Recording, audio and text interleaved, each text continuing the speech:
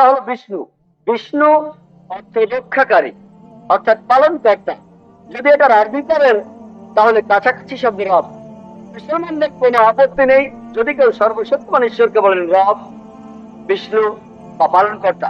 কিন্তু যদি কেউ বলে বিষ্ণু হলেন সেই ঈশ্বর যিনি বসে আছেন সাপকে আত্মা বানিয়ে সমুদ্রের নিচে ভ্রমণ করেন, আকাশে উড়ে বেড়ান গরুর নামে এক পাখির পিঠে চড়ে, তার 4টি হাত, এক ডান হাতে রয়েছে চক্র, এক বাম হাতে রয়েছে শাক, আমরা মুসলমানরা তাতে প্রবল আপত্তি জানাবো। এছাড়াও আপনি যজুর্বেদের বিরুদ্ধে যাচ্ছেন। 32 নম্বর অধ্যায়ের 3 অনুচ্ছেদে বলা হয়েছে স্রষ্টার কোন প্রতিমূর্তি নেই, সর্বশক্তিমান স্রষ্টার কোন প্রতিমূর্তি নেই।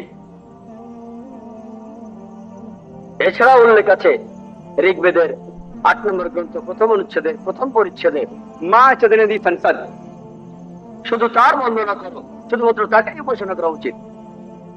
ঋগ্বেদে উল্লেখ আছে 6 নম্বর গ্রন্থ 45 নম্বর অনুচ্ছেদের 16 পরিচ্ছেদে ইয়া এক ইত মুফতিহি, শুধু তার বর্ণনা করো, শুধুমাত্র তাকেই উপাসনা করা উচিত। আর ব্রহ্মসূত্র সেখানে কথা বলা হয়েছে একম ব্রাহ্ম দ্বিতীয় নাস্তে नेहना नास्ते किंचन, भगवान एक ही है, दूसरा नहीं है, नहीं है नहीं है, जरा भी नहीं है।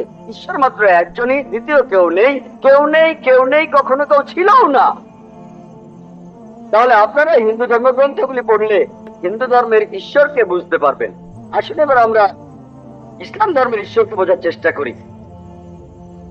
কোন মুসলমান যদি সবচেয়ে সুন্দর ভাবে ইসলাম ধর্মের ঈশ্বরের ধারণা ব্যাখ্যা করতে চান তাহলে তিনি বলবেন সূরা ইখলাসের 1 থেকে 4 নম্বর আয়াতে বলা হয়েছে কুল আল্লাহু আহাদ, বলো তিনি আল্লাহ এক এবং অদ্বিতীয়। আল্লাহুস সামাদ, আল্লাহ অবিনশ্বর, চিরস্থায়ী। লাম ইয়ালিদ ওয়া লাম ইউলাদ, তিনি কাউকে জন্ম দেন নাই, জন্ম নেন নাই। ওয়া লাম ইয়াকুল লাহু কুফুয়ান আহাদ, তার সমতুল্য কেউ নাই।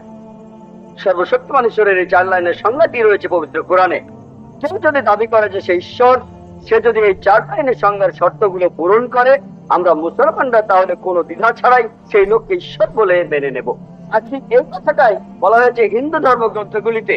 এর 4টা পয়েন্টই, প্রথমটা হলো আল্লাহু আহাদ, বলো তিনি আল্লাহ এক এবং অদ্বিতীয়। ছান্দোগ্য পরিচ্ছেদে একই কথা আছে। 6ষ্ঠ অধ্যায়ের 2 অনুচ্ছেদ 1 নম্বর পরিচ্ছেদে বলা হয়েছে একাম এবি দ্বিতীয়াম, সৃষ্টিকর্তা মধ্যে একজনই, দ্বিতীয় কেউ নেই। 2 নম্বর পয়েন্ট আল্লাহুস সামাদ, আল্লাহ তিনি অবিনশ্বর, চিরস্থায়ী। একই কথার উল্লেখ আছে ভগবত গীতায় 10 নম্বর অধ্যায় 3 অনুচ্ছেদে, যে সর্বশক্তিমান ঈশ্বর যাবতীয় পৃথিবী সমূহের প্রভু।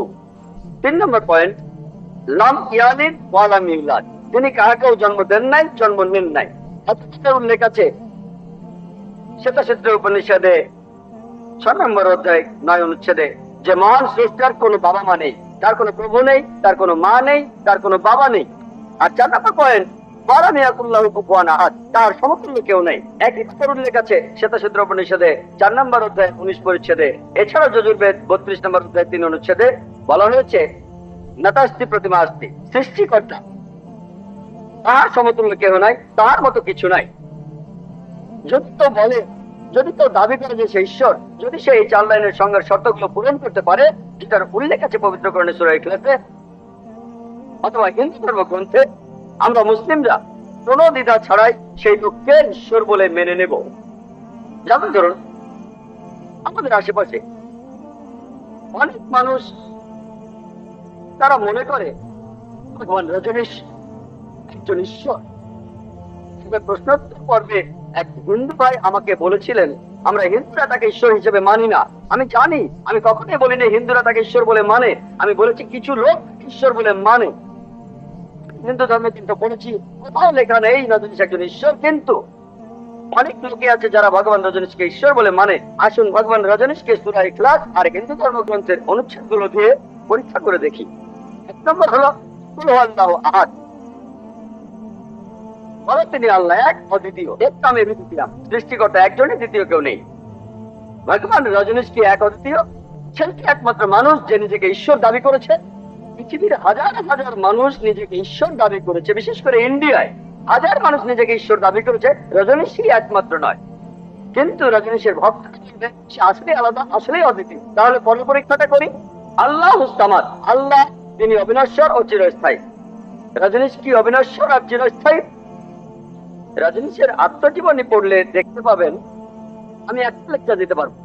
আমি শুধু আরেকটা ভবিষ্যৎবাণীর কথা বলবো কল্কি অবতার সম্পর্কে। আর নবীজিকে কল্কি অবতার বলা হয়েছে ভগবত পুরাণায় 12 নম্বর খণ্ড 2 নম্বর 18 থেকে 20 নম্বর শ্লোকে বলা হয়েছে তিনি জন্মগ্রহণ করবেন যার ঘরে তার নাম বিষ্ণুইয়াস, একজন মহাপ্রাণ ব্যক্তি যিনি সাম্বালা শহরের প্রধান, এবং তাকে যে নামে ডাকা হবে সেটা হলো কল্কি। 19 আর 20 নম্বর মন্ত্র বলছে যে তিনি হবেন এই পৃথিবীর সর্বময় প্রভু। তার থাকবে কিছু অসাধারণ চারিত্রিক গুণাবলী এবং তার থাকবে 8টি বিশেষ বৈশিষ্ট্য। তাকে দেয়া হবে একটি বাহন, একটি ঘোড়া, দেবদূত নিয়ে আসবে, আর তিনি একটি ঘোড়ায় চড়বেন, তার হাতে থাকবে তরবারি, তিনি শত্রুদের পরাজিত করবেন আর ফেরেশতারা তাকে সাহায্য করবে। এছাড়াও বলা আছে ভগবত পুরাণায় 1 নম্বর খণ্ডে 3 নম্বর অধ্যায়ের 25 নম্বর শ্লোকে যে তিনি জন্মগ্রহণ করবেন কলিযুগে। কল্কি অবতার জন্ম নেবেন কলিযুগে, যে সময় রাজারা ব্যবহার করবে ডাকাতের মতো। আর তিনি জন্মগ্রহণ করবেন বিষ্ণুইয়াসের ঘরে এবং তার নাম হবে কল্কি। একই কল্কি অবতারের নাম উল্লেখ করা হয়েছে কল্কি পুরাণায় 2 নম্বর অধ্যায়ের 4 অনুচ্ছেদে বলা হয়েছে যে তিনি জন্মগ্রহণ করবেন বিষ্ণুইয়াসের ঘরে। কল্কি পুরাণা 2 নম্বর অধ্যায়ের 5 অনুচ্ছেদে বলছে তাকে সাহায্য করবে তার 4 জন সহচর তার ধর্ম প্রচার করতে। কল্কি পুরাণা 2 নম্বর অধ্যায়ের 7 অনুচ্ছেদে বলা হচ্ছে যে দেবদূতরা তাকে যুদ্ধক্ষেত্রে সাহায্য করবে। কল্কি পুরাণা 2 নম্বর অধ্যায়ের 11 অনুচ্ছেদে বলছে যে তিনি জন্মগ্রহণ করবেন বিষ্ণুইয়াসের ঘরে এবং সুমতির গর্ভে। আর কল্কি পুরাণা 2য় অধ্যায়ের 15 অনুচ্ছেদ বলছে যে তিনি মাদল মাসের প্রথম অর্ধাংশে জন্ম নেবেন। শুধুমাত্র কল্কি অবতারের উপরে একটা লেকচার দেওয়া যায়, আমি এখানে সংক্ষেপে একটা পয়েন্ট বলছি। এই ভবিষ্যৎবাণী এগুলো বলছে 1 নম্বর পয়েন্ট বলা হয়েছে যে কল্কি অবতার তার বাবার নাম সেটা হবে বিষ্ণুইয়াস। বিষ্ণুইয়াসের অর্থ দাঁড়াবে যে বিষ্ণুর উপাসনা করে, যে ঈশ্বরের উপাসনা করে। আর আমাদের প্রিয় নবী মুহাম্মদ সাল্লাল্লাহু আলাইহি ওয়াসাল্লামের বাবার নাম ছিল আব্দুল্লাহ। এটার অর্থ যে আল্লাহর উপাসনা করে, যে ঈশ্বরের উপাসনা করে।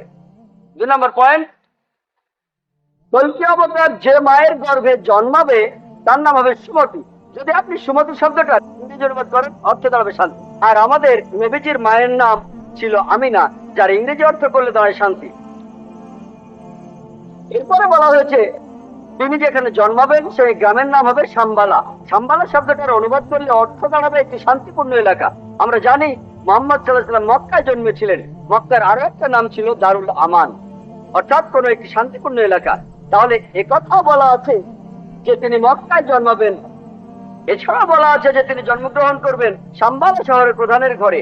আমরা জানি যে তিনি মক্কার প্রধান ব্যক্তির ঘরে জন্মেছিলেন, কুরাইশ গোত্রে জন্মেছিলেন। আরো বলা আছে তিনি মাধব মাসের প্রথম অর্ধাংশে 12 তারিখে জন্মাবেন। আমরা জানি যে মুহাম্মদ সাল্লাল্লাহু আলাইহি ওয়াসাল্লাম রবিউল আউয়াল মাসে প্রথম অর্ধাংশে জন্মেছিলেন 12 তারিখে। এই ভবিষ্যৎবাণী যে তিনি মাধব মাসের 12 তারিখে জন্মাবেন, এটার অর্থ রবিউল আউয়াল মাসের 12 তারিখে।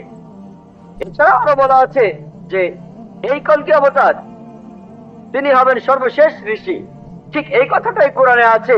সূরা আহজাবের 40 নম্বর আয়াতে উল্লেখ করা আছে যে মা কানা মুহাম্মাদুন আবা আহাদিম মির রিজালিকুম ওয়ালাকিন রাসূলুল্লাহ ওয়া খাতামুন নবিয়্যিন ওয়া কানা আল্লাহু বিকুল্লি শাইইন আলিমা। এর অর্থ মুহাম্মদ সাল্লাল্লাহু আলাইহি সাল্লাম তোমাদের মধ্যে কোনো পুরুষের পিতা নহেন, বরং তিনি হলেন আল্লাহর রাসূল এবং তিনি হলেন এই পৃথিবীর চূড়ান্ত নবী, তিনি শেষ নবী। নিশ্চয়ই আল্লাহ সর্ববিষয়ে জ্ঞাত।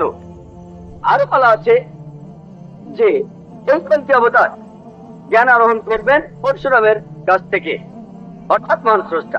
একটা পাহাড়ের উপর আমরা জানি মুহাম্মদ সাল্লাল্লাহু আলাইহি ওয়াসাল্লাম প্রথম আয়াতটা তিনি পেয়েছিলেন হেরায়, জাবলে নূরে, অর্থাৎ নূরের পাহাড়ে হেরায়। এখানে আরো বলা আছে যে তিনি এরপর উত্তরে গিয়ে আবার ফিরে আসবেন। আমরা জানি মুহাম্মদ সাল্লাল্লাহু আলাইহি ওয়াসাল্লাম মক্কা থেকে উত্তর মদিনায় গিয়েছিলেন, তারপর মক্কা জয় করে ফিরে এসেছিলেন। আরো বলা আছে যে এই কল্কি অবতার তিনি পুরো পৃথিবীর মানুষের জন্য একটি দৃষ্টান্ত, তার চরিত্র হবে একেবারে নিষ্কলঙ্ক। আল্লাহ পবিত্রকরণে বলছেন, সূরা কালামের 4 নম্বর আয়াতে উল্লেখ করা আছে যে অবশ্যই তুমি অধিষ্ঠিত হইবে সর্বোচ্চ মহান চরিত্রে। এছাড়াও বলা আছে যে কল্কি অবতারের 8টি বিশেষ গুণ থাকবে। কল্কি পুরাণা এবং ভাগবত পুরাণায় এই 8টি বিশেষ গুণ হলো জ্ঞান, আত্মসংযম, অভিজাত বংশ,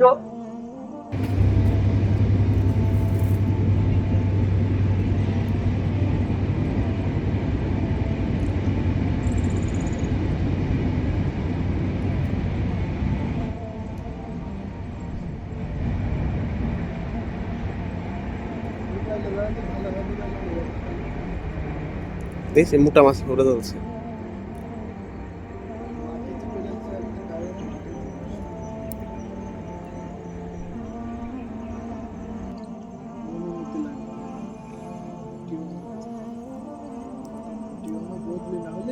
মতন টিও না এসে আবার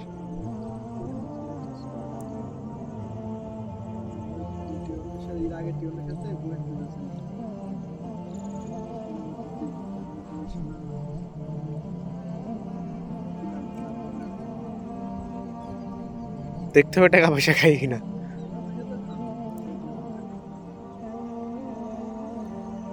আমি না এখানে পেন দিতে হবে না এরকম টাকা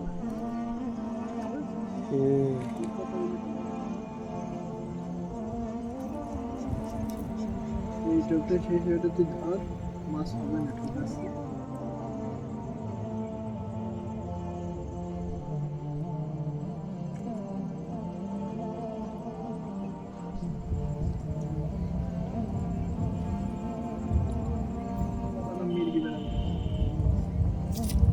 এই যে গাইস, এই যে আরে মাছ, আরে তাই তো আয়